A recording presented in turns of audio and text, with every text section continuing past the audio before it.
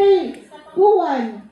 Oo, may dahil ka, di ba, ang maralitay, may daka mo gintigit ka nga, dapat asyang produkto nga imo makukuha, di ba?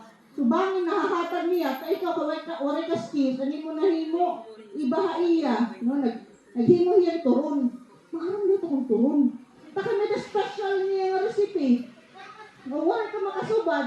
Waray mo, kaya mo pa iya, ang ako, waray manhalin. Di ba? So, amo ito, no? So, matanan nga pag-i-invest, pag-himuhit, pagkitamit, ikaw nga negosyo, pagkakitaan, bisan ano pa ito. Kaya, ang pag-i-negosyo, pwede mang services, pwede pa manicure, pedicure, pwede arot, di ba? Damula ito. Ano, pang-make-up, no?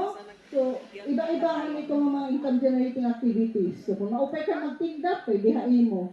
So, kitaon mo liwat, kung kataas baan, risk go. No. Ay, kung dili ka man mo araw, pagtikang, ibang malugid la. Ano? Oo. Karag. Dili na kay, oo, ang buol, ang kwarta, di ba? Kung mag-ul-ul ka tumudughan, katima, di ba?